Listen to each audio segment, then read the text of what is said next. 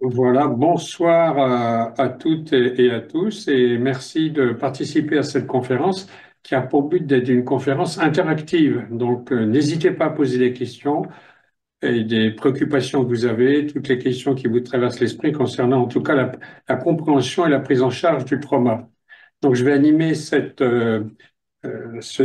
temps qu'on va passer ensemble, cette conférence interactive, donc, où Éric Bardot et Stéphane Roy donc, vont intervenir pour présenter ce qu'est la thérapie du lien et des mondes relationnels, et en particulier l'importance de cette modélisation et de cette pratique pour déconstruire euh, le trauma, en déconstruisant le trauma par le lien, puisque, comme vous le savez, le trauma a des effets particuliers nocifs sur la destruction des liens.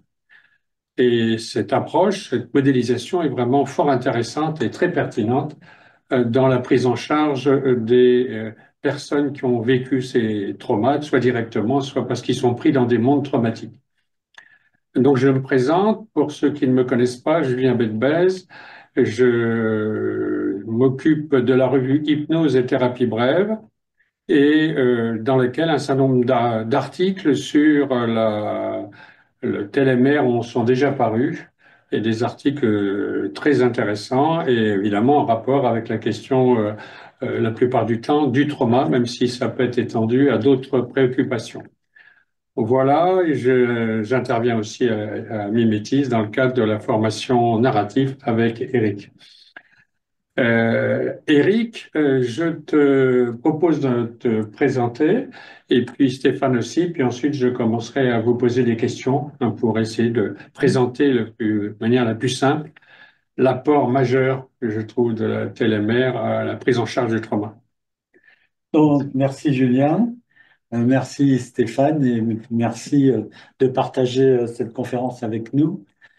Donc, pour me présenter, ben, je vais me présenter en présentant aussi Julien. Nous sommes tous les deux psychiatres, pédopsychiatres et psychothérapeutes et nous avons un long parcours tous les deux depuis des années et des années.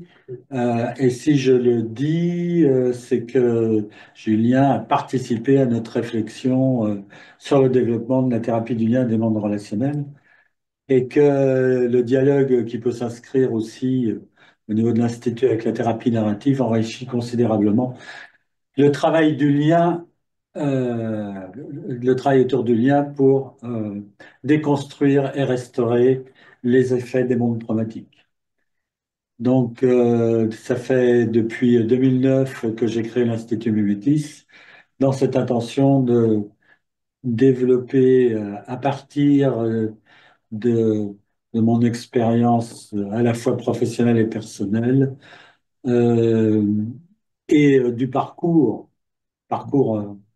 autour de l'hypnose des thérapies brèves et de ce qui m'a amené à développer ensuite la télémère et l'HTCMA et la thérapie du lien et des mondes relationnels dans l'idée de partager tout ce travail-là euh, au niveau des formations et surtout dans l'idée qui m'est importante et essentielle de comment, j'ai posé la question comme ça, est-ce que parce que un enfant se développe dans un monde traumatique ou est-ce que parce que dans la vie, on a traversé des épreuves, est-ce que ça veut dire des épreuves à effet traumatique? Est-ce que ça signifie pour autant qu'on est condamné toute sa vie à errer dans le monde traumatique?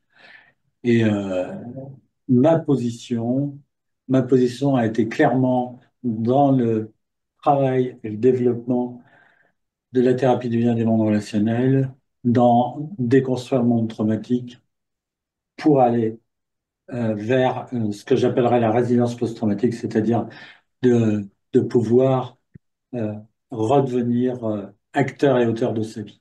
Et je vais passer la parole à Stéphane pour que tu Oui, merci puisses beaucoup.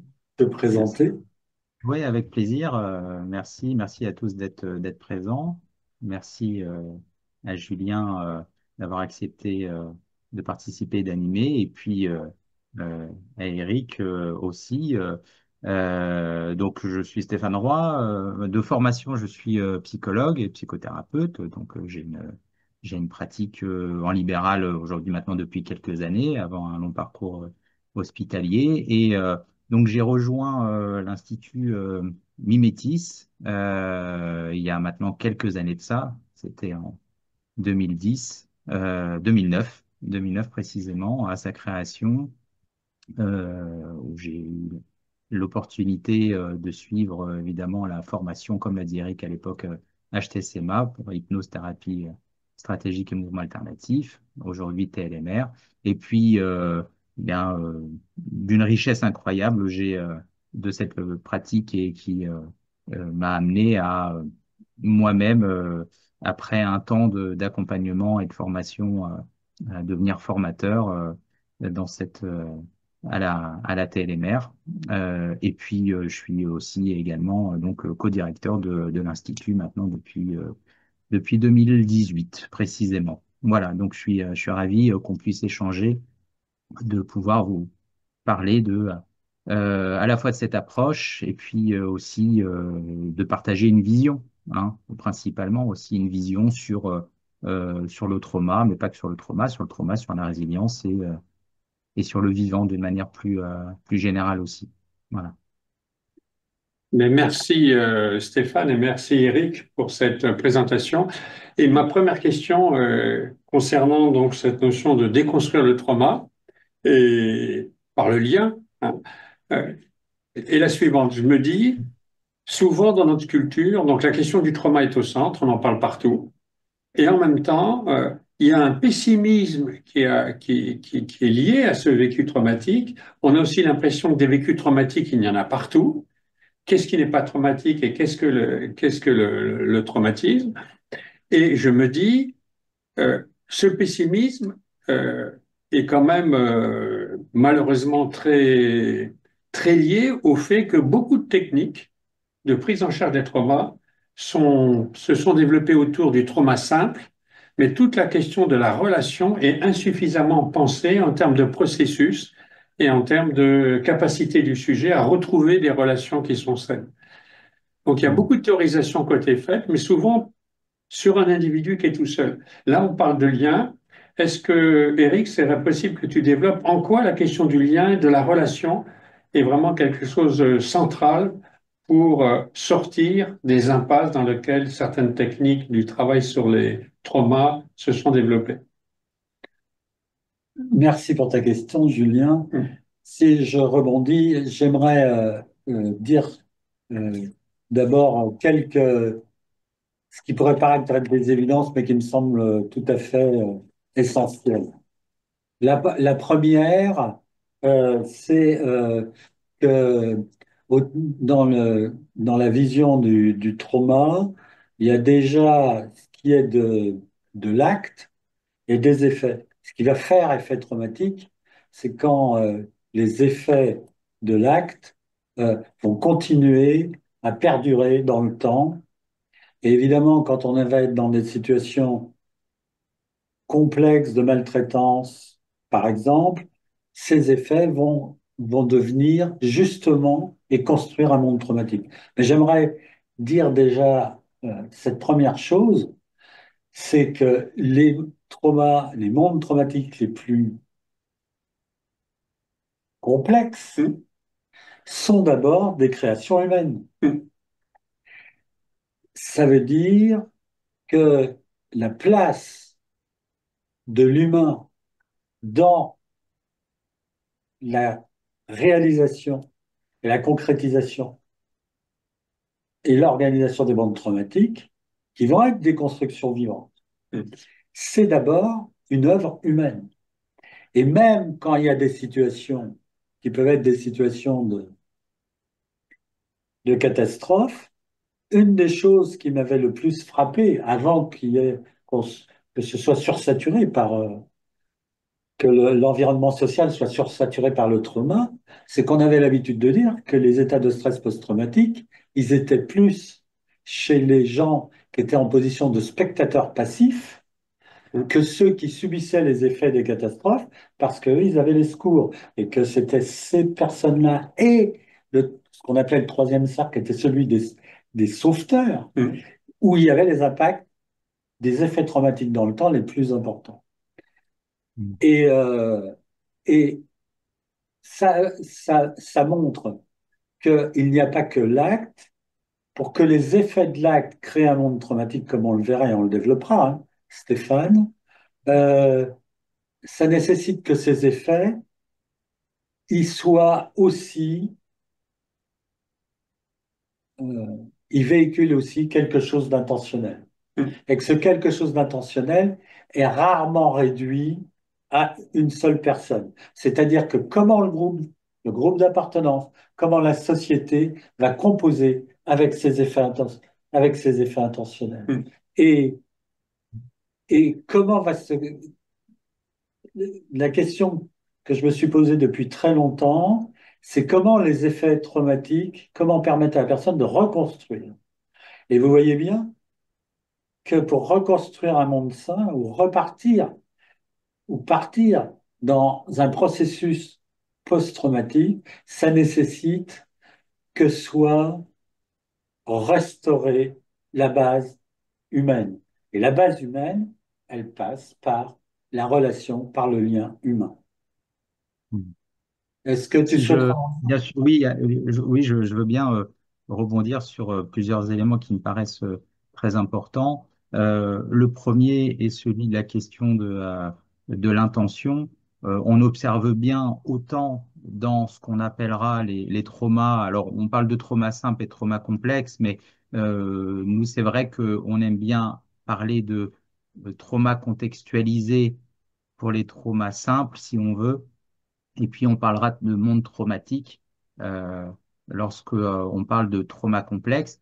Effectivement, la question de l'intention, autant dans le trauma contextualisé simple, on voit bien que le travail sur les effets, sur les traces sensorielle, perceptive, ce travail-là peut être bien fait et assez rapidement et qui a fait le succès de nombreuses approches. On voit que lorsqu'on rentre dans du trauma dit complexe, on voit bien que la question de l'intention, c'est bien celle-là qui est intégrée, internalisée chez la personne et qui perdure dans le temps. Donc ça, c'est déjà quelque chose de très important à retenir et sur lequel il s'agit de travailler.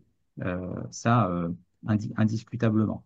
Donc, euh, ensuite, bon, peut-être qu'on aura l'occasion de développer ensuite un un petit peu Mm. plus. Effectivement, je crois que c'est important, encore une chose, de bien préciser, en tout cas, et dans notre vision, que, il s'agit de travailler sur la restauration des liens parce que c'est très juste quand Eric dit que, en fait, dans les traumas les plus complexes, c'est une construction. Enfin, il y a une intervention de l'individu ou d'un groupe d'individus, d'accord, et que c'est bien cette dimension groupale et sociétale qu'il s'agit aussi d'intégrer dans le travail avec les patients souffrant de traumas et notamment les traumas les plus difficiles et les plus complexes. Euh, Voilà, dans un premier temps, il y a d'autres choses, mais ça va venir Mm. par étapes. Je vais reprendre ce que tu viens de dire en termes de trauma contextualisé et de monde traumatique, on va dire. Dans le trauma contextualisé, en tout cas dans mon expérience, au départ, quand j'ai commencé à travailler sur les traumas, finalement, toutes les techniques, il y a beaucoup de techniques qui marchent et qui sont Mm, efficaces quand le trauma est contextualisé. tout à fait. Et Et ce qui me semble, moi, c'est dans mon expérience, hein, quand s'est développée toute la théorisation autour de la TLMR que tu apportais, moi, ce qui m'a touché, c'est la capacité de travailler avec des situations qui étaient des mondes, il n'y avait pas un contexte, c'était toutes les relations étaient C'est détruites, ça. il n'y a rien qui tenait. Et la personne était enfermée dans ce monde-là, elle ne pouvait pas en Oui. sortir, et il y avait des répétitions, etc. Mon souvenir, je me rappelle, j'ai beaucoup travaillé à un moment donné avec des gens qui avaient des vécus, qui avaient de maltraitance très importants. J'ai travaillé en pénitentiaire, des gens qui avaient été multi-traumatisés. et on désensibilisait une scène, il y a une deuxième scène derrière, une troisième scène derrière, une quatrième scène, on est enfermé dans un monde où tout est traumatique. Et donc c'est ça qui crée du désespoir chez les personnes avec qui je travaillais. Et quand c'est la question que je vais poser à Eric, je me suis dit, mais là, il y a comme une impasse. Et ensuite, c'est là qu'Eric a commencé à élaborer qu'il ne faut pas confondre des angoisses traumatiques avec des angoisses d'anticipation, parce que n'importe quelle anticipation était réinterprétée comme une angoisse C'est traumatique. ça, oui. Et c'est ça qui fait la difficulté. Et je trouve que la base de la télémère au début, c'était cette perception qui me paraît d'une pertinence absolue. Est-ce que tu peux nous en dire un peu plus là-dessus? Comment ça t'est venu, cette vision, tu vois, du monde traumatique et de pas rester enfermé dans une somme de traumas les uns après les autres, de comprendre la logique même de cette monde traumatique avec les effets dont on parlait au niveau relationnel. Alors, si je rebondis sur ta question, Hein? euh, ce qui va faire la différence, c'est que, en tout cas, ce qui m'a amené à élaborer de cette manière, c'est évidemment en lien avec à la fois mon histoire personnelle et mon expérience professionnelle. Et ce qui crée la désorganisation qui va construire ce que j'ai appelé le monde traumatique, Oui. c'est que la règle du monde traumatique, c'est ce qu'on appelle la dissociation. Dissociation, ça veut dire tout simplement que ça va être des ruptures de liens.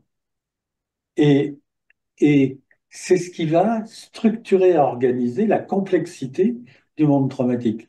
Qu'est-ce que ça fait? Ça fait que justement, la personne se retrouve dans des expériences euh, euh, dans laquelle elle ne peut pas s'ajuster. Si je prends un enfant, elle ne peut pas s'ajuster.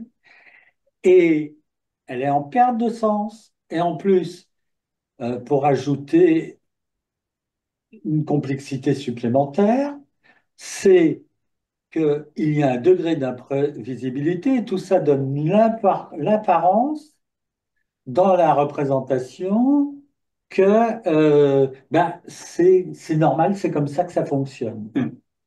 Et donc, euh, ce que ça crée en permanence, c'est des effets de dissonance, c'est-à-dire où je perçois, il y a une partie de moi qui perçoit que c'est impossible de s'ajuster, et qu'en même temps, le message qui vient, c'est oui, mais c'est comme si c'est normal.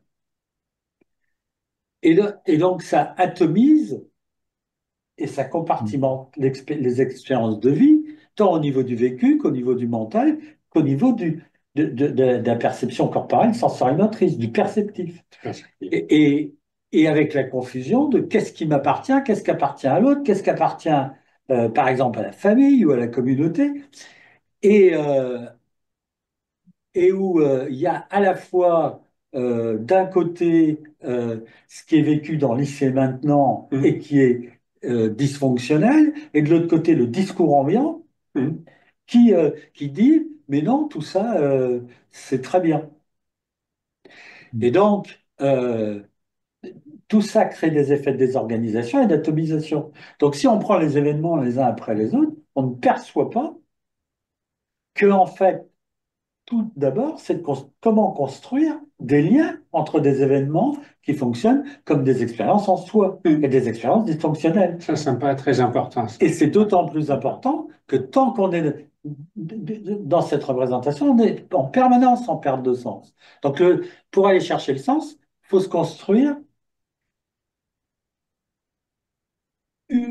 construire un espace intime ailleurs. Et je crois que c'est ça qui est vraiment important. La base relationnelle, la base du lien, c'est de construire une base de l'intime qui soit suffisamment sécure. Et il faut une base de l'intime communautaire, théoriquement la famille. Hein. Les Africains disent qu'il faut un village pour construire un enfant, élever un enfant. Cette base de l'intime, c'est ce qui va permettre de faire l'expérience intérieure d'un intime sécure. Et donc, si je suis sans arrêt dans un environnement où en perte de sens, avec des effets de dissonance et dans le chaos, mon expérience intime ne peut pas se construire de manière sécure.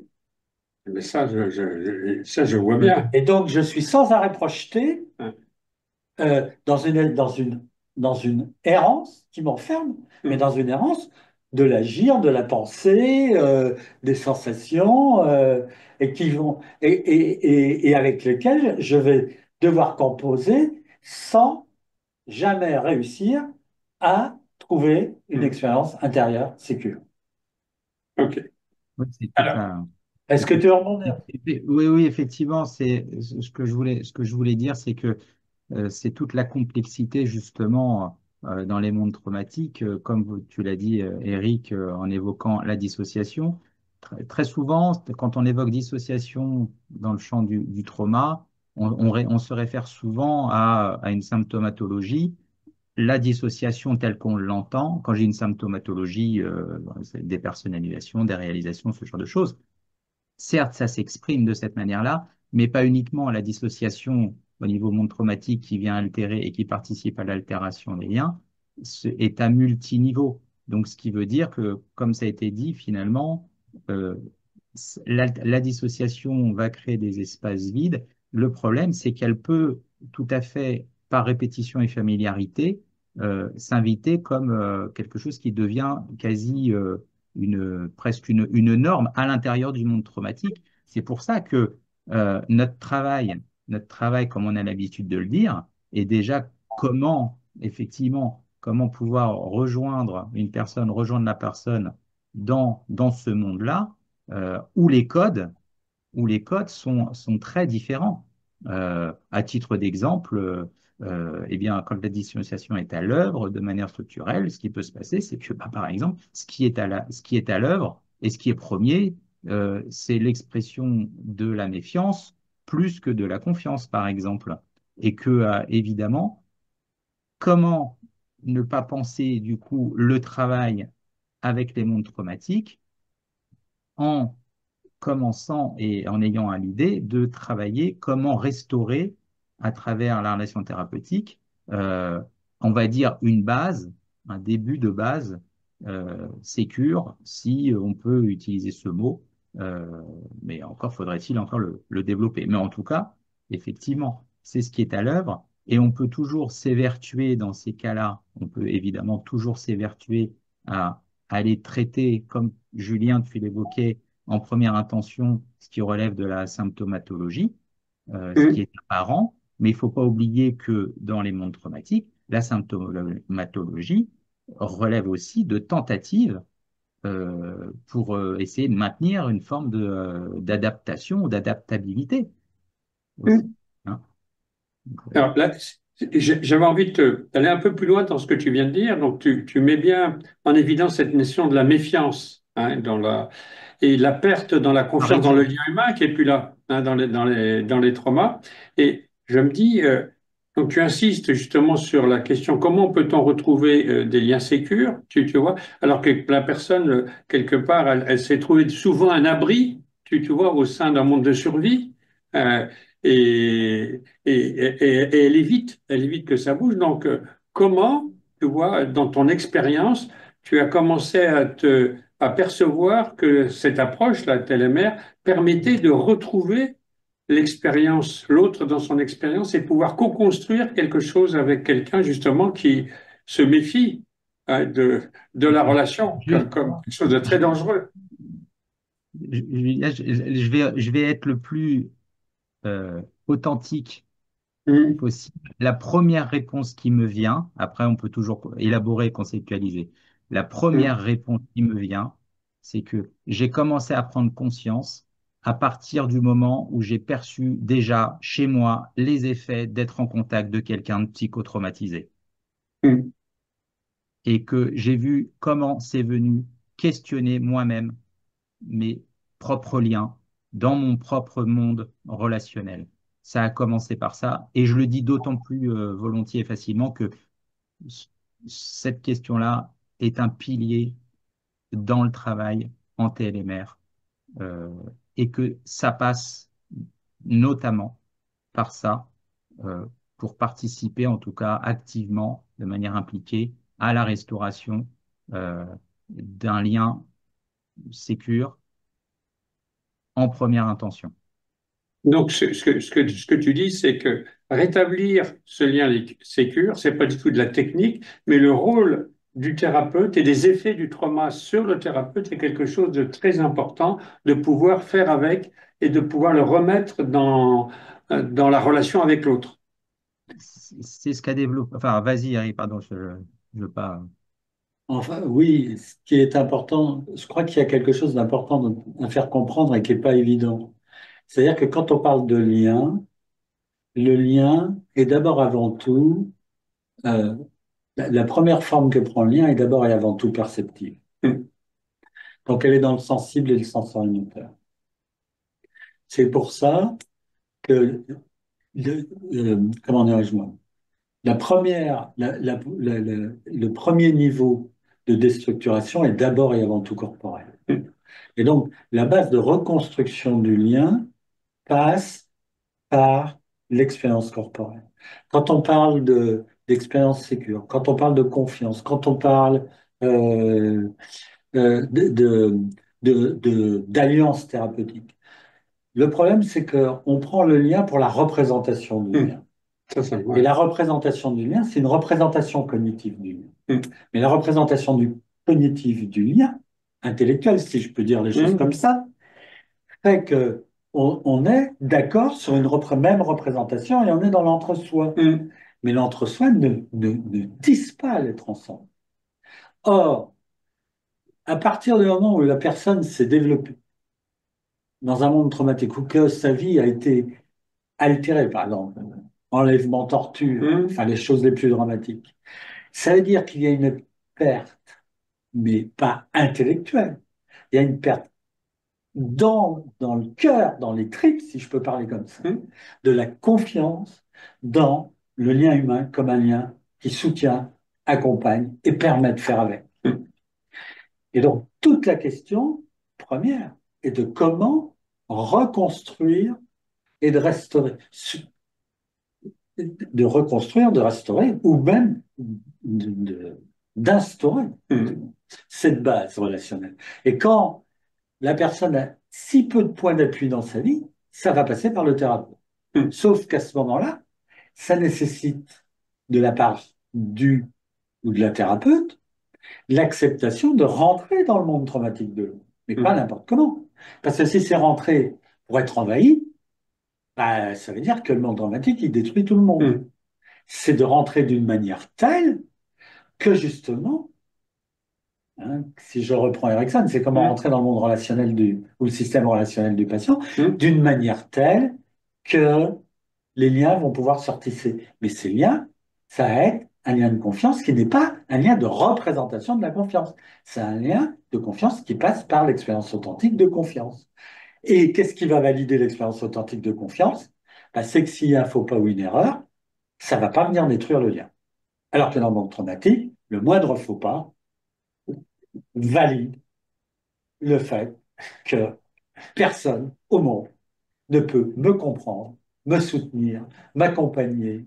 Je ne peux pas avoir confiance. Ouais. Si c'est pas le 100%, c'est le chaos. Si tu n'es pas le 100%, c'est le chaos. Ouais. Donc le chaos, c'est le rejet, c'est la maltraitance, c'est l'exclusion du monde humain, et puis c'est la menace Hum. d'effondrement. Donc, dans ce que tu viens de dire, euh, l'expérience, on pourrait dire corporelle Ouais. du thérapeute Mm. est quelque chose de très important en lien avec les effets de ce monde traumatique. Et donc, il y a quelque chose de corporel au niveau des effets qui est très important. Comment, en télémère, ces effets que le thérapeute va ressentir va permettre justement de sortir de la représentation partagée de l'entre-soi pour rentrer dans un, entre guillemets, un dialogue, quelque chose où il pourrait y avoir de l'être ensemble, de quelque chose d'authentique.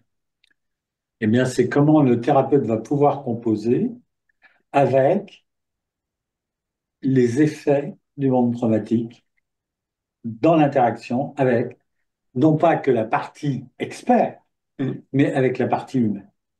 C'est ça. C'est-à-dire que l'illusion est de croire qu'on peut entrer en relation avec quelqu'un dont la vie est saturée. Alors en plus, quand en plus, l'histoire est transgénérationnelle. Hum, La vie est saturée par le monde traumatique, qu'on peut s'ajuster. hum, Ça, c'est une utopie. hum, Donc, ça veut dire que la première personne qui va avoir les effets de dissonance, hum, c'est le thérapeute ou la thérapeute.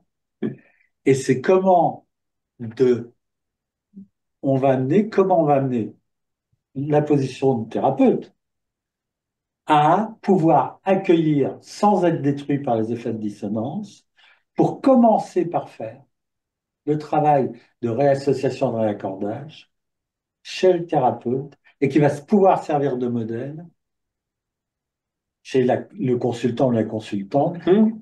voilà, qui a été je veux dire, qui est, comment dirais-je, sous l'emprise des effets du monde traumatique. Donc, ce que je perçois, c'est dans ce que tu dis, c'est que pour la personne qui est complètement prise dedans, Oui, le rôle du thérapeute va être, grâce au travail que tu viens de décrire avec précision, le premier modèle qui va pouvoir l'accompagner pour traverser ces mondes chaotiques et en sortir. oui, et il y a une raison très importante à ça, qui est que ce qui va permettre la compréhension et l'acceptation inconditionnelle par la thérapeute ou le thérapeute du vécu de la personne. Mm. Et donc, sauf que pour être dans l'acceptation inconditionnelle du vécu, ça nécessite d'amener la personne à pouvoir se connecter à son vécu. Mm. Or, dans les mondes traumatiques, qu'est-ce que va faire la personne? Pour lutter, elle va être dans un monde de représentation Mm. C'est normal. qui va lui permettre de mettre à distance son vécu. Ouais. Alors, le seul témoignage authentique, il ne peut être que dans le témoignage à partir du vécu partagé. Toucher et être touché. Mm. Et, Est-ce que tu veux rebondir, Oui, Stéphane? oui, oui, je voulais rebondir effectivement, juste un petit temps en arrière. Effectivement, les effets, puisqu'on évoquait les effets perçus chez le thérapeute et Eric expliquait la force du témoignage et tu parlais de modèle, mm. Julien.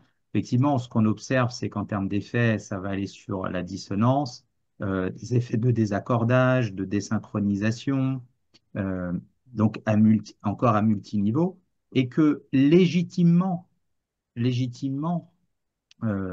thérapeute, la thérapeute, euh, face parfois à l'incompréhension, au phénomène d'impuissance, de sentiment de chosification ou d'instrumentalisation. Attention, qui n'ont pas une fonction intentionnelle de la part du patient. C'est la manière dont ça s'invite dans la relation. Mm. Ça a une intention, un intérêt. Le réflexe, le réflexe, évidemment, pourrait être de s'en défendre, par exemple, de Mm. s'en protéger euh, par l'expression d'une indifférence, mais à l'extrême, le thérapeute aussi pourrait être amené à réagir en reprenant la main, le pouvoir, le contrôle sur la relation. Donc, ce qu'on apprend, et le dire, c'est facile, mais l'expérimenter demande du temps et de l'apprentissage sur ce pilier fondamental qui est comment apprendre déjà à rentrer en relation chez soi en tant que thérapeute avec ses propres effets-là perçus chez soi. Voyez? Mm. Et de ne pas être dans une relation duelle, mais d'être amené à ce qu'on a appelé trianguler, notamment entre les effets perçus par le thérapeute chez lui, bien sûr, en lien et en relation avec le monde traumatique qui vient nous embarquer tous les deux, Mm. patients et thérapeutes. Mm. C'est ce Et que je je me comprends. dis, en t'écoutant, je vais te poser une question, puis je dis à tous ceux qui écoutent là, qu'à tout moment, ils peuvent intervenir pour avoir des précisions ou des questions, des clarifications, hein, ou des propositions de partage. Euh, je me dis, tu viens bien de le décrire, que la réaction chez le thérapeute dans un premier temps, souvent, et c'est normal, c'est soit essayer de contrôler la situation qui nous échappe, hein, soit essayer d'éviter la situation. On fait comme si elle n'était pas là. Et tu mets. Moi, ce qui m'intéresse, c'est en quoi la TLMR, justement, ce travail, tu vois, pour arriver à construire cette coopération avec l'autre et d'être avec l'autre. Alors, tu as parlé de triangulation. Est-ce que tu pourrais préciser un petit peu en quoi la triangulation va permettre ce travail d'accordage?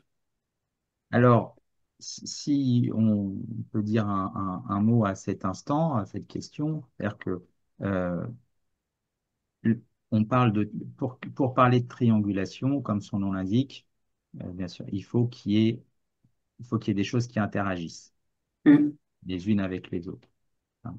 Et un des piliers, un des fondamentaux de la pratique, si on parle en un instant aussi de la pratique en TLMR, évidemment, pour qu'il y ait triangulation, on l'associe évidemment à de l'externalisation, c'est-à-dire comment donner forme, vous voyez, et comment participer à donner forme et à passer de la représentation à la forme qui va pouvoir être travaillable. Donc, ça veut dire, tout d'un coup, vous voyez, quand on parle de monde traumatique, quand on parle d'impuissance, quand on parle de, je ne sais rien, de nœuds dans le ventre, quand on parle, c'est comment est-ce qu'on va pouvoir travailler sous forme, en externalisant, de telle sorte que tout d'un coup, ce qui est externalisé et partagé puisse être mis dans un espace commun. Et la difficulté, comme le disait Eric, c'est rentrer en relation, mais mutuellement, c'est-à-dire c'est dans un sens et dans l'autre. On peut, bien sûr, mais comment, vous voyez, participer et le thérapeute va être très actif dans ce travail-là en participant à créer aussi conjointement donc à co-créer plutôt, à co-créer hmm, un espace de travail sur lequel et à partir duquel nous allons pouvoir travailler et donc trianguler. Donc, hmm, comme son nom l'indique, un espace de travail, le patient et le thérapeute. Donc, tout d'un coup, c'est plus à deux qu'on est. On est à trois, au moins à trois en tout cas, avec cet espace dans lequel, à partir duquel on va pouvoir travailler et s'appuyer. Et c'est là où le thérapeute va pouvoir aussi apprendre à s'autoriser, à pouvoir lui-même aussi pouvoir partager, mais pas en direct en direction du patient. C'est pas vous, quand vous dites ça, vous me faites ça. Vous voyez? C'est-à-dire qui pourrait sous-entendre ou laisser entendre une interprétation d'une accusation, vous voyez, ou d'une mauvaise interprétation. Mais c'est nous sommes tous les deux pris par des enjeux relationnels qui nous amènent, vous et moi, à vivre l'expérience de cette manière-là. On le met au milieu. ok. Et Je là, quand je l'explique d'une t'écoute, manière simpliste. ouais. Mais quand tu le dis, là, ça, je me dis, c'est vraiment quelque chose qui me paraît euh, la base de la résilience, tu vois, sur lequel on va pouvoir s'appuyer, puisque s'il y a la destruction de la relation, l'autre, il vient toujours du côté du monstre, hein. Et là, tu décris une manière de faire où il va y avoir cette, par-delà ce monde de destruction et chaotique, la possibilité, en retravaillant sur les effets et puis l'authenticité, comme ça a été dit tout à l'heure, de construire, de co-construire un espace dans lequel la vie va être à nouveau possible. Alors, je voulais te demander un petit peu, oui, vas-y. Oui, et je vais rebondir sur ce que tu dis, c'est-à-dire que c'est là où il faut bien comprendre. C'est que dans le trauma contextualisé, le contexte dans lequel va se dérouler le trauma n'altère pas l'espace de vie de la personne. C'est ça, Dans le monde traumatique, c'est que la vie de la personne devient la vie dans le monde traumatique. c'est ça. Et ce monde traumatique, pour rebondir sur ce que tu dis, Stéphane, c'est que la seule manière de le mettre en forme est d'utiliser la voix qui va toucher corporellement. Et la seule voix qui touche corporellement est la voix de l'imaginaire, c'est-à-dire la voix métaphorique. Hum, Et si on amène la personne à une collection d'événements sur lequel on est sur une collection de techniques, mais on ne fait que d'être dans un univers désorganisé et atomisé, comme ce que construit le monde traumatique. Ah, ben ça, Et tout le problème est là. C'est-à-dire qu'à ce moment-là, on risque à répétition de valider l'emprise et le pouvoir du monde traumatique sur la personne et qu'il est impossible d'en sortir. ah, C'est-à-dire condamné à perpète, à l'errance et à souffrir. ah, Et on voit nombre de patients partir justement dans l'errance. L'errance des thérapeutes, l'errance des techniques, parce que, parce que à ce moment-là, ça devient sans fin. Et en fait, ne fait que valider et que de les enfermer dans la conviction que leur vie est une vie dans un monde traumatique, qui crée à ce moment-là un scénario d'emprisonnement et d'enfermement. Mais ce qui est important en plus, et d'autant plus quand la construction est transgénérationnelle, c'est qu'on oublie tout le temps que de l'autre côté à la mort, le problème n'est pas que la personne meurt, le corps va être enterré. Mais tout ce qui est de l'histoire, parce que on pourrait dire que le monde traumatique étant une entité vivante, les effets en transgénérationnel vont passer sur les générations futures. Et donc tout le travail de déconstruction et de remise en lien qui est fait avec la personne n'est pas qu'avec la personne. Elle est aussi, et pour la personne, pour la communauté, et aussi pour les générations futures. Tout à fait, ça me paraît vraiment fondamental. Je voudrais reprendre ce que tu viens de dire juste à ce moment-là. Il y a la dimension temporelle dont on vient de parler, Oui. et juste avant, on avait parlé de la représentation au début, tu vois, et là, tu as dit la question de la métaphore, Oui. et de l'imaginaire, donc Oui. l'activation d'un imaginaire partagé, Oui. tel que tu le décris. Est-ce que tu pourrais en dire un peu plus sur la fonction de l'imaginaire, en particulier au niveau du langage, la dimension de la métaphore, pour sortir justement du langage qui est figé? Dans un mode de représentation mortifère, on pourrait dire. Plus le langage, plus les mots définissent des choses en soi, plus ce ne sont que l'équivalent d'actions en soi. Et à ce moment-là, ça piège la personne dans les effets. On ne peut pas changer les événements. On ne peut changer que la relation aux événements. On ne peut pas changer les constructions. Je veux dire, euh, s'il s'est passé Ça ça, s'est passé, ça s'est c'est passé. passé. Si cette histoire familiale est comme ça, elle est comme ça. Et comme ça, on ne peut On pas ne la peut changer, changer ça. que la relation à l'histoire Ça, familiale. je vois bien, oui. Mais si on réduit la relation, par exemple, à l'histoire familiale, à telle personne, puis après telle autre personne, on démultiplie. On n'est que dans l'atomisation des vies. Donc, la seule manière, c'est par exemple, si je prends l'histoire familiale, c'est comment cette histoire familiale va prendre forme. Et c'est à ce moment-là une forme qui va être une forme imaginaire, évidemment. Pourquoi? Parce que le pouvoir de l'imagination, c'est d'être créatrice de sens. On n'est pas sur la vérité, on est sur la justesse. Tu vois, c'est-à-dire faire sens, c'est-à-dire remettre en retour les effets de cohérence. Et donc, à partir du moment où je donne une forme à la monstruosité du monde traumatique, une forme partagée, ça veut dire que cette forme partagée crée de facto un espace commun entre le patient et le thérapeute de compréhension partagée. Et si tu me permets de faire appel aux dernières recherches en neurosciences N'hésite spatiales, pas. qui s'appellent l'hyperscanning, eh bien justement, à partir du moment où on construit, au lieu que ce soit dans l'invisible et l'implicite, le monde traumatique qui dirige les relations, parce qu'il organise les relations, et bien sûr que les relations elles vont être jouées comme ça dans la thérapie.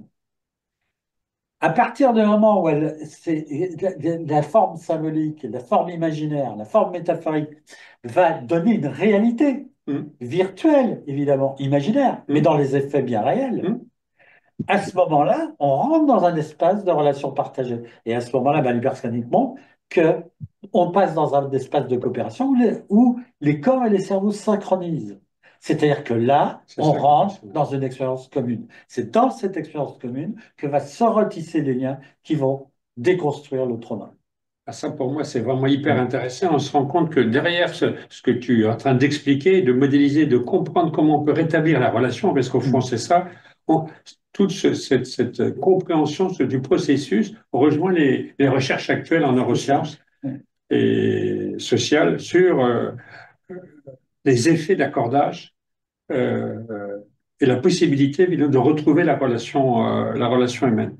Est-ce que tu pourrais dire dans ces cas-là que cette dimension tierce, c'est vraiment une position méta grâce à l'imaginaire qui nous permet de sortir de cette collection de relations qui n'en sont pas? Ça me semble tout à fait essentiel. C'est-à-dire que l'intérêt de la scène imaginaire, c'est qu'on va construire le pouvoir, le pouvoir de l'implicite, le pouvoir de l'invisible, le pouvoir de la monstruosité. Et ce pouvoir-là, il est en position méta. puisqu'il structure et organise les relations, et qu'il l'enferme et réduit et la dimension temporelle et la dimension spatiale de l'expérience vécue. Et surtout, il bloque et empêche la personne de pouvoir s'appuyer sur sa propre expérience intérieure. C'est-à-dire que son corps devient un espace de menace. Et c'est pour ça que les personnes vont développer des stratégies de survie, Vraiment. dont une des stratégies de survie va être justement de verrouiller tout le vécu corporel et désaffectiver le corps. Pourquoi? Parce que l'expérience intérieure devient une expérience déstructurante et menaçante. Et tout le deal, c'est que pour pouvoir amener la personne à reconstruire et à repartir dans internaliser les effets du trauma dans son histoire, de telle sorte qu'il développe une résilience post-traumatique, elle passe par l'expérience intérieure et de retrouver l'expérience intime comme une expérience intime dans laquelle il y a un extérieur, un intérieur et les interactions Les entre l'intérieur et interactions. l'extérieur. Et donc, et l'espace intime est une expérience qui est à la fois singulière et communautaire et porteuse de sens. Elle n'est pas dans l'individualisme en soi, parce que l'individualisme en soi ne fait que de continuer à amener la personne à errer dans le monde traumatique. Donc, on va aller rechercher les expériences de vie et les expériences de relations humaines partagées, c'est-à-dire les expériences où il y a eu des expériences de soutien, d'attachement. Donc, c'est une approche qui est vraiment centrée sur la résilience Oui, et se rechercher là où est la vie pour oui, permettre à la vie à nouveau d'éclore. oui, c'est Hein, ça. hein. Pour permettre à la vie d'éclore. Et à ce moment-là, c'est à l'intérieur de la vie qui éclore que la personne va pouvoir digérer, intégrer, métaboliser les effets Mhm. des structurants du monde Mhm. traumatique. Est-ce que tu veux Super. rebondir? Oui, oui, je veux rebondir sur plusieurs éléments, justement en lien avec ce qui vient d'être dit. C'est aussi ça qui fait la force du pouvoir de l'image lorsque on va la déposer sur la scène imaginaire, euh, voilà, espace de partage, de travail commun, c'est que faut comprendre que le monde traumatique s'inscrit, vous voyez, c'est un monde euh, qui est chargé de paradoxes.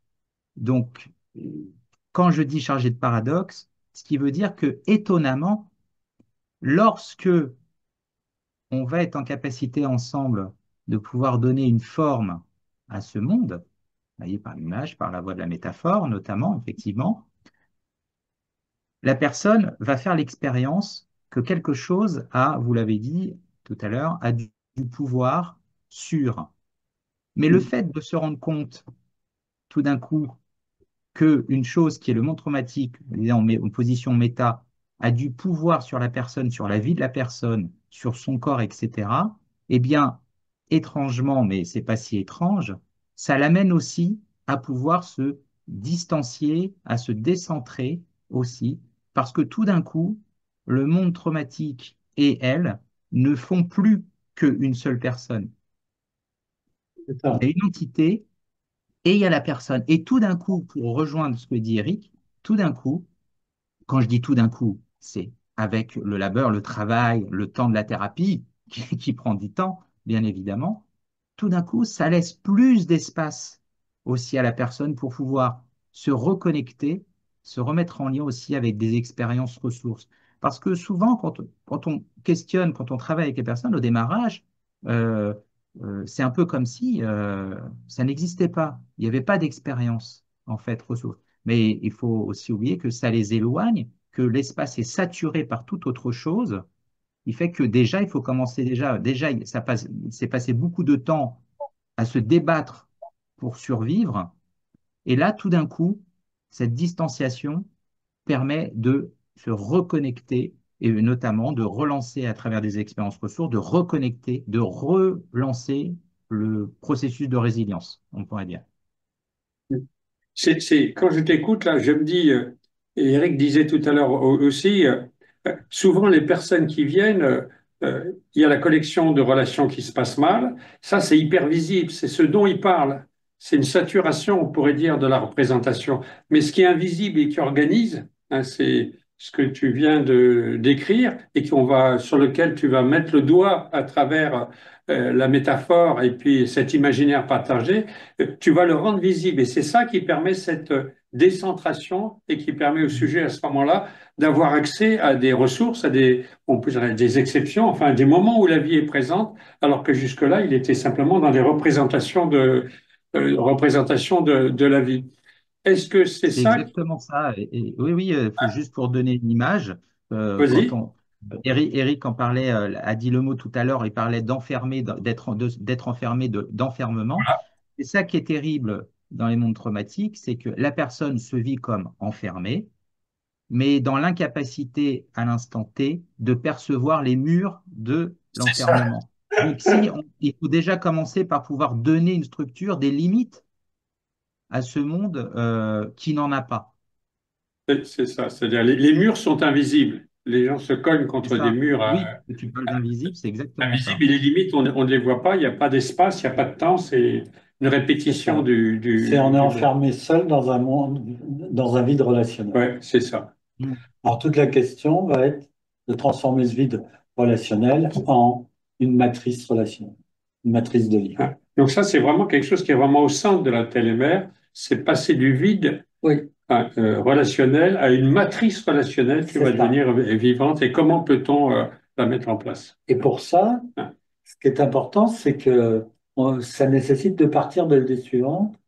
C'est la première, c'est la confiance inconditionnelle dans le vivant.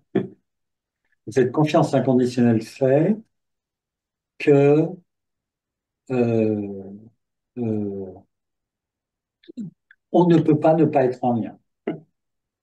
Ça me paraît Donc, de toute très façon, important. les liens vont émerger. Hum, Donc, la base aussi du processus thérapeutique hum.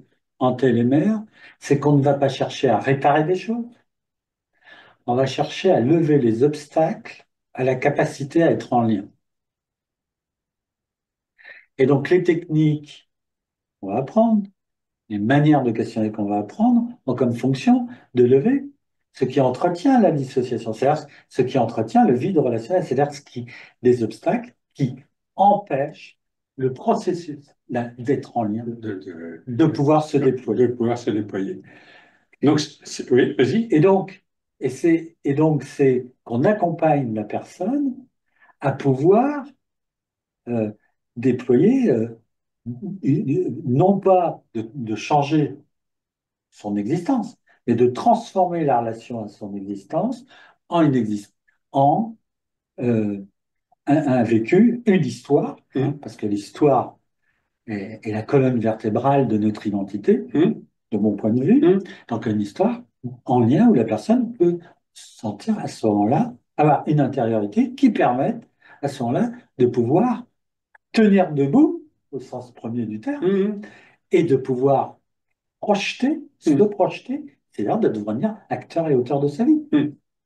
Donc, si je reprends tout ce que tu viens de dire, Oui, dans la formation de télémère, donc il y a tout un travail qui est fait sur la manière au niveau de la résilience, de pouvoir réactiver la vie alors qu'elle n'est pas perçue, oui, pouvoir la percevoir à travers la question de la relation, et aussi le questionnement dont tu viens de parler, c'est-à-dire que le questionnement associé avec ce que vit le thérapeute et vit la personne va jouer un rôle majeur dans cette capacité à modifier la perception. c'est ça. En fait, plus la personne est envahie par Hein, sa problématique, hein. plus elle, elle devient comme un pantin, quoi, en Mhm. ce moment. Mhm. Comme une marionnette, si on peut parler comme ça. Oui, oui, Plus, comme tu disais, Stéphane, le monde relationnel, le monde traumatique et la personne ne forment qu'un. oui. Mhm. Et plus à ce moment-là, ça va nécessiter d'aller chercher des expériences de vie dans la vie de la personne de manière indirecte. C'est-à-dire que tout le travail va être d'abord, de mise en lien va être un travail indirect. D'accord. Et pourquoi? Parce que tout travail centré sur la personne et sur son vécu en direct va réactiver l'envahissement du monde traumatique et la désorganisation. Ça, c'est sûr. Voilà. Et donc, Ça, c'est c'est le toute piège la numéro un. richesse, c'est toute la difficulté Mhm. d'apprendre à commencer par construire j'allais dire, une matrice externe pour pouvoir C'est ça. permettent que l'intériorité. Hein. Et l'intériorité, c'est pas l'intérieur. L'intériorité, c'est la capacité à ajuster l'externe avec l'interne. Je vois bien ça. Et je me dis, dans le cadre de la formation, comment, au niveau pédagogique, vous avez conçu la formation pour que ce processus que tu es en train de décrire puisse devenir un apprentissage et que chacun puisse s'approprier cette capacité à faire ce travail tel que tu viens de décrire. Alors, je vais passer la parole à Stéphane, mais juste avant, j'ai juste précisé deux petites choses. L'idée, une idée centrale, c'est la vie, c'est le lien.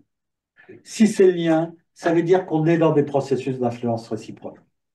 Et donc, on ne peut pas ne pas être influencé. Donc, la question, c'est pas de contrôler l'influence, c'est comment prendre appui sur les processus d'influence réciproque pour remettre la vie en mouvement et le lien en mouvement.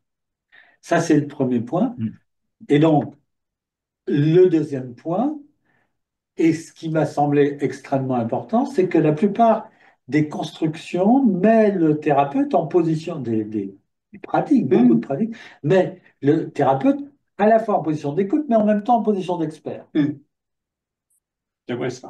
Ça, c'est un premier point. Deuxième point, laisserait entendre qu'on peut tout recevoir d'une manière imperturbable, ce qui est une impossibilité. Donc la question, c'est comment transformer les effets de dissonance chez le thérapeute des effets du monde traumatique de la personne, dans laquelle est piégée la personne, et dans les processus de survie, comment les transformer chez le thérapeute en ressources thérapeutiques. Et pour ça, ça nécessite à ce moment-là que les thérapeutes fassent l'apprentissage de pouvoir travailler sur leur propre rapport aux effets, monde traumatique, psychosomatique, dépression, addiction, tout ça, pour pouvoir accueillir les effets de dissonance et pouvoir les transformer en ressources. Et c'est là où je vais passer la parole à Stéphane sur la manière dont c'est OK est construit la formation.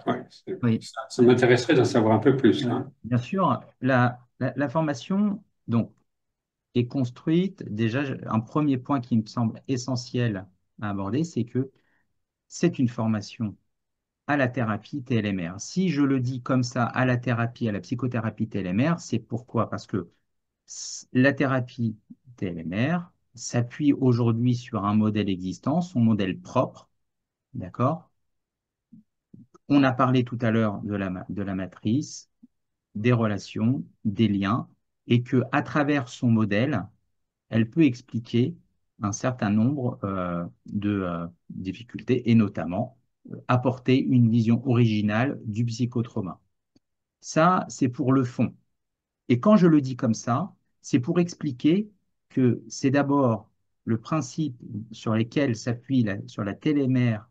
Il est important de comprendre et d'intégrer d'où ça vient et comment ça se développe, et après comment ça se décline sur les aspects techniques, pratiques de la thérapie.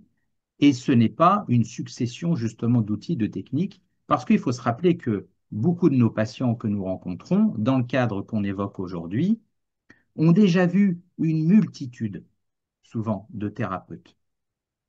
Ça, c'est quelque chose qu'on connaît bien. Donc, c'est la raison pour laquelle nous avons développé aujourd'hui la formation, une formation qui se déroule sur 3 années. 3 années qui sont chaque année en lien les unes avec les autres et qui aussi sont des années qui sont, je vais dire, indépendantes, autonomes. C'est-à-dire que euh, quelqu'un pourrait se former et aller suivre la première année, et puis faire le choix aussi, par exemple, un temps de pause, et puis ensuite de pouvoir poursuivre sur une deuxième année, évidemment.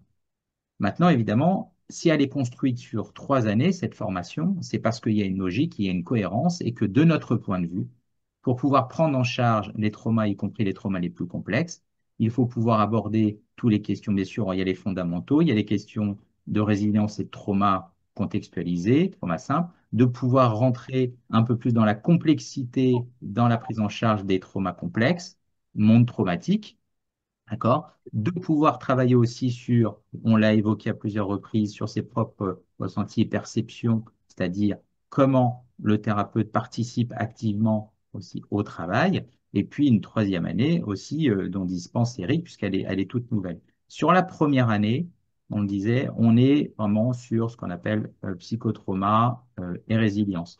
On va apprendre les bases et les fondamentaux de la TLMR, notamment un élément très central et important est la question du questionnement. C'est-à-dire, le questionnement en thérapie est fondamental. On apprend à développer un questionnement qui va justement favoriser les expériences ressources, favoriser le travail d'externalisation, questionnement externalisant, hein, on pourrait dire ça comme ça, apprendre au thérapeute à apprendre avec son patient à développer aussi des moyens pour développer aussi des ressources, à la fois le travailler dans l'ici et le maintenant, de telle sorte que aussi le patient puisse l'intégrer aussi dans sa vie. Et donc, au cours de cette première année, on aborde plus spécifiquement le travail avec autour du trauma contextualisé. Voilà, sur cette première année, sur ce qu'on va être amené à travailler.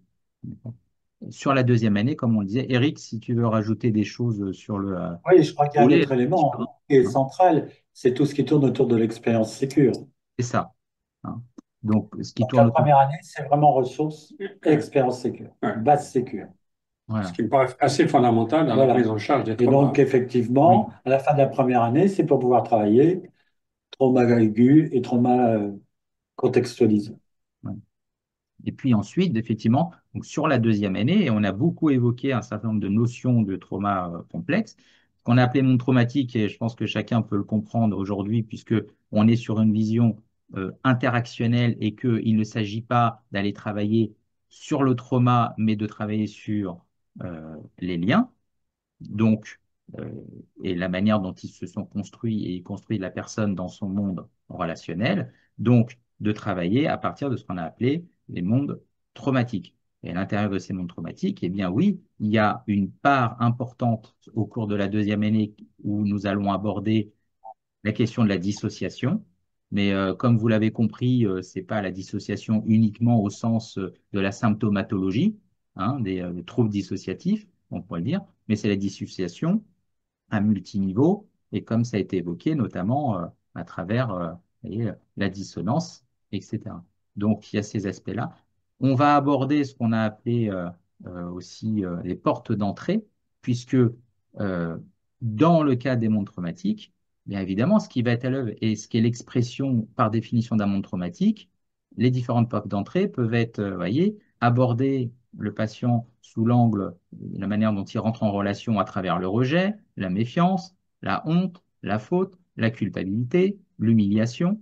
Donc c'est important d'apprendre à aborder, voyez, ces questions-là, de les repérer et de comment les travailler de manière spécifique. Donc ça, on a un travail spécifique qui est fait au cours de cette deuxième année sur ces questions-là. Et puis bien sûr, il y a comment apprendre aussi à donner forme, conjointement avec le patient, à donner forme au monde traumatique et un certain nombre d'outils et de techniques spécifiques pour les travailler de manière très détaillée à travers du travail, ce qu'on appelle à la fois d'externalisation, comme on l'a dit, mais aussi de tout ce qui relève aussi du travail d'internalisation, qui est aussi fondamental parce qu'on le rappelle quand même, nous internalisons des liens et l'internalisation, vous voyez, peut être aussi bien l'internalisation de liens, je veux dire, de liens sécures et ressources, mais aussi, il existe aussi une internalisation des liens qui le sont moins et plus délétères. Donc, comment travailler ce phénomène aussi,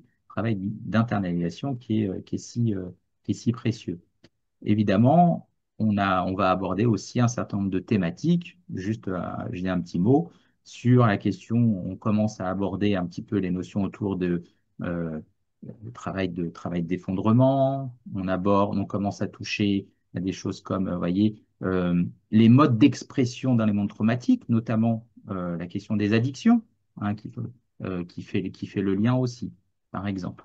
Donc, voilà, vous voyez, un programme qui est riche au cours de cette deuxième année. qu'on a oublié de préciser, c'est que si c'est utile, hein, les formations, la première, la deuxième ou la troisième année, se déroulent à chaque fois sur 5 modules. Chacun de ces modules se déroule sur 3 jours de formation. Eric, je Est-ce crois que que tu je voulais peux prendre la parole. ajouter juste deux choses? Vas-y.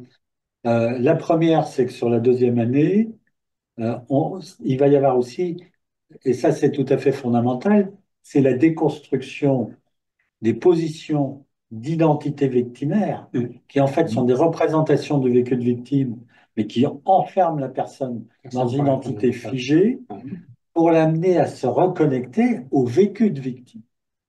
Parce que c'est à partir du vécu de victime que là, on peut transformer les liens. Mm. Et la deuxième chose, c'est que l'internalisation des liens amène directement à l'expérience particulière de la transe nautique Mm.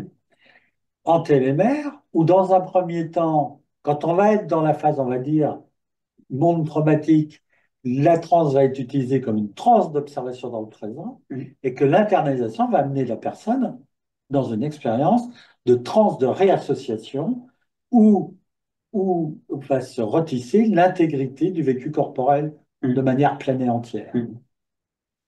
Voilà, ça c'est tout le programme de la deuxième année. Oui, c'est Qui très permet important là vraiment. ce que tu viens d'évoquer, effectivement, hein, puisque on peut partir de l'idée que le trauma, dans ces cas-là, vous voyez, est l'équivalent d'une transe négative et que Oui, c'est vraiment réhabilité à travers le lien humain en présence du voilà, thérapeute pour voilà. commencer une transe, comme tu viens de le dire, de réassociation et plus extatique et qui va amener et ouvrir vers l'extérieur. Mm. Et enfin, la troisième année, Oui, euh, Qui est nouvelle, qui est là, celle-là. nouvelle, Ouais. qui est toute nouvelle, parce ouais. que, Vas-y. parce que le monde traumatique est double face. Il y a la face victime et la face agression. Mm. Et dans le monde traumatique, la face agression ne peut pas être réduite à l'acte. Parce que c'est l'intention, et l'intention de l'agresseur qui va construire l'effraction de l'intime Mm. et qui va, comme un poison, amener à ce que les effets perdurent dans le temps. Mm. Mais il ne suffit pas que l'intention de l'agresseur. Ça nécessite que cette intention, elle soit partagée, validée par un système d'entre-soi qui valide comme normal l'acte et les effets Mm. d'agression. Et donc, la troisième année va être sur le versant de agresseur. Et aussi, quelque chose d'extrêmement important, c'est que on, on, on reprend le cours de sa vie lorsqu'on reconstruit le sens Mm. de sa vie. Mm. Sinon, on reste dans une position de dualité, où il y a le bien d'un côté, il y a le mal de l'autre. Mm. Et en fait, euh, on continue à agir et à être agi par des processus d'exclusion. Mm. Donc cette reconstruction du sens passe par quelque chose d'extrêmement délicat, qui ne peut être travaillé qu'à partir du moment où la personne a recommencé à tisser des liens, Mm. c'est de pouvoir se retourner sur sa propre participation en tant que victime, comme mobilisation des processus de survie, et que dans ces mobilisations de ces processus de survie pour exister, il y a eu des moments où nous avons nous-mêmes été agresseurs. Mm. Et donc, c'est quand je suis capable, et c'est ça qui est le plus difficile, et tout le monde n'arrive pas là, c'est dans la capacité à se retourner sur son histoire et de voir et à la fois sa part victime et à la fois sa part agresseur, non pas intentionnellement agresseur, mais comme processus de survie, qu'en retour, à ce moment-là, je peux reconstruire le sens. Et ça, c'est la troisième étape, Et ça, c'est la troisième de étape, retrouver le de sens. retrouver le sens. Et ça n'est possible que toute la troisième année est construite là-dessus. Mm. Donc, sur le monde de l'agression, sur, comment la dimension de l'intention, comment l'intention est impactée dans le vécu intime de la victime, comment, à travers l'acte, comment ce que j'appelle le viol de l'intime, hein, tout simplement. Comment après les effets, tout le travail de déstructuration, euh, tout ce qui va, comment dirais-je moi, on va travailler sur tout ce qui est aussi, tout ce qui est la violence et la déstructuration, parce que dans le monde traumatique, la personne, la violence, elle peut être, et la maltraitance, elle peut être vers l'extérieur, mais bien souvent, elle est aussi vers soi. Évidemment. Et tout ce que tu dis là sur la violence, moi qui ai travaillé en milieu pénitentiaire, qui me suis rendu Oui, compte comme quoi des anciennes victimes c'est devenaient. ça. Et on voit Voilà. bien que si on ne va pas jusqu'au retour de la question du sens, Ouais. et qu'on est resté prisonnier d'un monde qui, quelque part, n'a pas de sens, Voilà. soi-même on va mieux, mais le monde n'a pas de Oui, sens, il y a toujours un retour à ces oui, processus d'identité c'est victimaire ça. et de plainte, et soi-même on reste dans le monde où on va Voilà. maltraiter l'autre alors soi-même on était Oui. victime. C'est ça. Et donc, on C'est une vraie travaille. question de fond, ça, hein. C'est vrai. C'est important ce que vous dites. Je trouve que effectivement, je veux dire, si on peut parler d'aboutissement, enfin, c'est aboutissement il y a, mais en tout cas, une avancée probante dans la thérapie, et c'est ce qu'on apprend aux thérapeutes qui se forment, c'est en tout cas de permettre, donner la possibilité aux personnes qu'ils accompagnent à ce que ces personnes, à un moment, Eric l'a a commencé à l'évoquer, à ce que la personne puisse se retourner sur sa propre histoire, mais en pouvant se percevoir elle-même dans cette histoire, tout en ayant aussi un pas extérieur. Vous voyez, C'est c'est-à-dire, ça. c'est la question de la responsabilité, mais il faut bien la comprendre, qu'il n'y ait pas de mauvaise interprétation. C'est pas responsabilité en termes de culpabilité, mais c'est d'assumer à l'intérieur de ce monde aussi comment je m'y suis pris aussi pour pouvoir tenir à l'intérieur de ce monde. Et quand on parle de responsabilité, alors tout d'un coup, ça permet aussi d'engager la personne dans une possibilité d'agir là où elle vit les choses de manière subie. Donc c'est tout l'enjeu aussi, vous voyez, de ce temps et notamment sur cette troisième année. Ça suit, la formation suit tout simplement, je veux dire tout simplement, les grandes étapes de ce qu'on a observé en thérapie. Et Donc, c'est important, hein, on parce voit que bien les trois étapes, pour hein. faire ce retour-là, ça nécessite de pouvoir, qui a été un passage essentiel dont on n'a pas parlé, qui est travaillé entre la deuxième année et repris en troisième année, et le témoignage de l'inacceptable. Mm. Mais le témoignage de l'inacceptable ne peut pas être ne peut pas être un jugement moral. C'est un témoignage qui vient de l'authenticité et, et du vécu. Mm. Et qui va apporter justement à la fois la parole singulière, la parole communautaire et la parole des valeurs universelles, des Mm. valeurs de sens. Pour moi, ça me paraît vraiment fondamental de retrouver cette capacité Voilà, des valeurs universelles. c'est ça. Et parce que tant que tu es dans des trucs binaires, c'est bien, c'est pas bien, etc., tu restes piégé dans le monde de la C'est représentation qui est ça. lui-même pris dans les processus dissociatifs. C'est ça qui est terrible. Et tu vas Ok. pouvoir reconstruire comme ça une histoire, Mm. tu vois, de Vraiment. reconstruire ton histoire de vie, Oui. mais d'une manière telle Ouais. qu'elle devienne une histoire Ouais. qui permette les liens Qui permet les liens. Ouais. et qui, en retour, permet le dialogue, permet, voilà, et qui Et enrichit ta vie. qui enrichit ta vie, qui voit comme elle enrichit la vie des Oui. autres. C'est. Et c'est très important parce que Mm. quand les gens sont sur ce chemin-là, Mm. ils peuvent aussi témoigner. J'ai des témoignages touchants parce que un certain nombre de patients qui font ce chemin-là, bah souvent, ils se rendent compte que par une espèce d'intuition, bah des gens viennent vers eux et ils ont une position dans la vie qui a une position euh, comme si des gens en souffrance reconnaissaient que là, ils avaient traversé une expérience de vie Mm. et qui peuvent témoigner de cette traversée Mm. de l'expérience de vie. Moi, quand je t'écoute, je me dis ça, à ce moment-là, la question du témoignage est centrale pour avoir Voilà, accès à cette dimension c'est ça. d'authenticité. Oui, Et ce que je ressens, c'est que depuis le début, même si il y a tout un apprentissage sur le questionnement, il y a une compréhension de ce que c'est que le trauma, il y a un travail sur comment on peut travailler avec les phénomènes corporels qui se présentent, il y a toujours cette position de témoin qu'a le c'est ça. thérapeute. Le thérapeute est toujours dans cette position de témoin, donc d'être humain avec l'autre. C'est ça. Hein, c'est tout le travail est centré sur cette dimension de retour de l'humanité, Oui, d'une oui. temporalité, d'une créativité. Hein. C'est bien ça, hein, ce que je C'est dis. ça, exactement. OK. Le témoignage du thérapeute avec tout, à la fois, je dirais, avec toute sa vulnérabilité euh, et, et tout, et tout cet enrichissement Hmm. qu'il partage et qu'il met au service de la relation. Alors, ce qui me semble important, Vas-y. c'est qu'évidemment, pour aller vers l'étape du processus de séparation, Hmm. séparation en lien. Hmm. Et évidemment, le travail, ce qui va se passer dans la thérapie va être validé par par ce que la personne va pouvoir mettre en mouvement dans sa vie. Est-ce que les liens vont se retisser? Est-ce qu'il va reconstruire Hmm. ou construire une communauté Hmm. d'appartenance Hmm. dans laquelle il va pouvoir développer sa singularité? Hmm.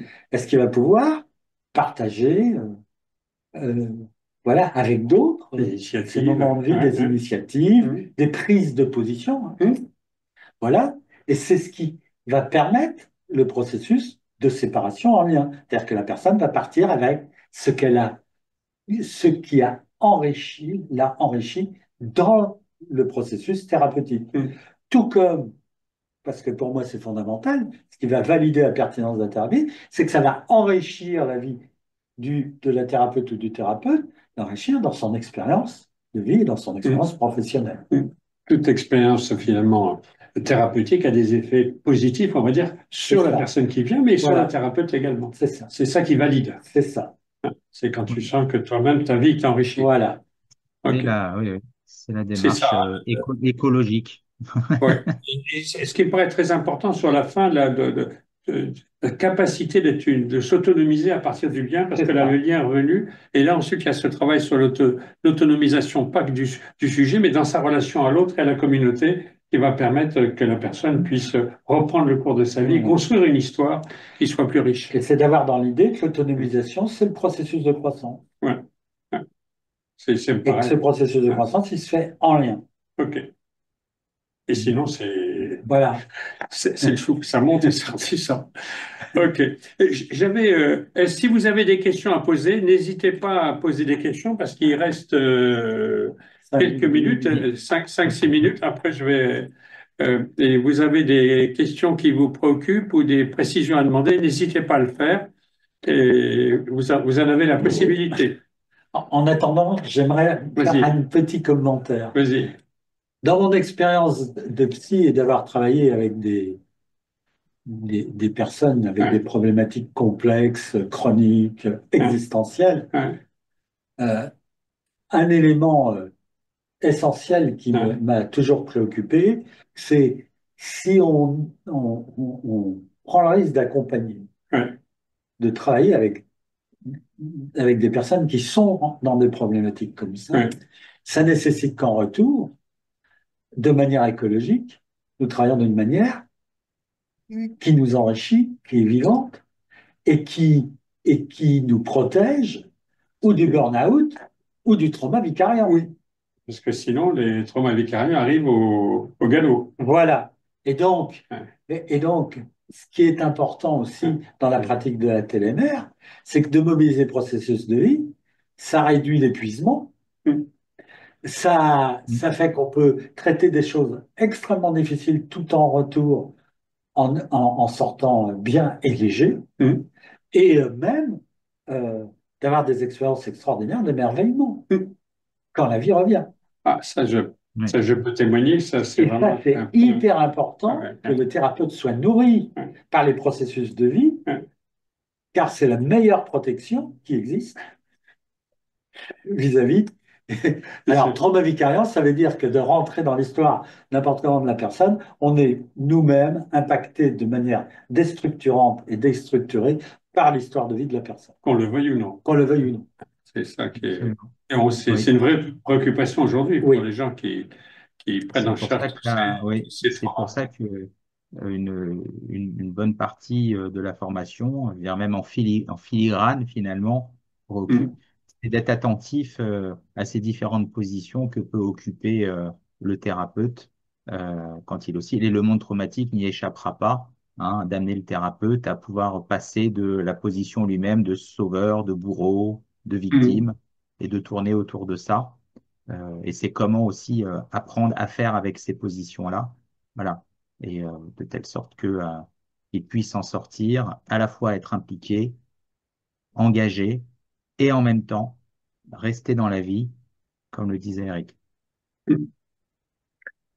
Quand je vous écoute tous les deux par rapport à cette formation TLMR, je me dis cette formation, c'est évidemment très important pour les thérapeutes. Ça va être très utile évidemment pour tous les gens qui vont voir des thérapeutes qui sont bien formés. Et donc en particulier, je trouve que thérapie du lien des mondes relationnels est une thérapie qui est vraiment extrêmement pertinente, hein, et par à la fois la théorie, mais aussi par sa traduction au niveau pratique. Je me dis aussi que c'est quelque chose de très important pour notre culture et pour notre société, parce que tous ces effets dont on vient de parler, cette étape numéro 3, qui est comment retrouver l'autonomie, l'étonnement, la vie, etc., et ne pas rester bloqué dans des processus de violence qui reviennent régulièrement, c'est souvent parce qu'on ne comprend pas comment le processus du vivant peut revenir et que les gens puissent traverser ces expériences absolument Oui. destructrices.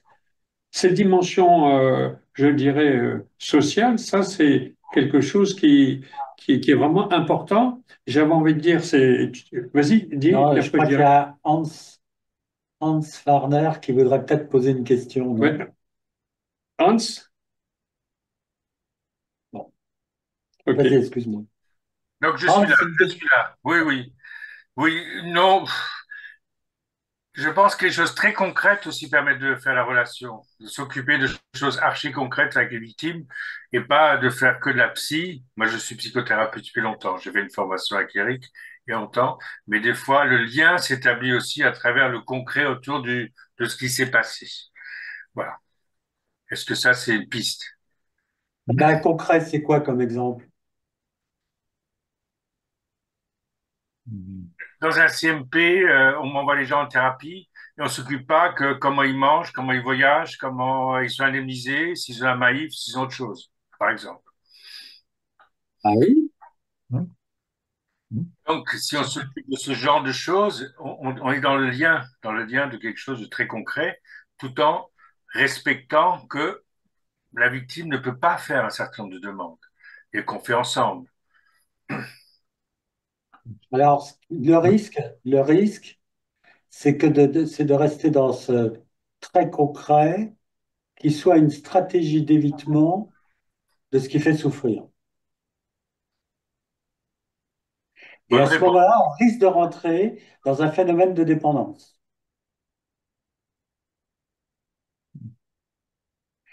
Le très concret va permettre de retrouver des expériences partagées qui vont permettre dans un deuxième temps de pouvoir ensemble accueillir en face la souffrance. Mais si on reste dans le très concret, on peut créer une illusion et cette illusion, elle va continuer à entretenir en coulisses, dans l'implicite, le vécu de souffrance et le vécu de victime. C'est ça qui est délicat. C'est toute la difficulté de jouer entre les deux. Donc le très concret est très important pour pouvoir construire des expériences de vie partagées, à condition de ne pas oublier qu'il va falloir quand même à un moment donné passer sur l'autre face. Parce que c'est dans la réassociation dans les deux faces que la personne va retrouver son intégrité.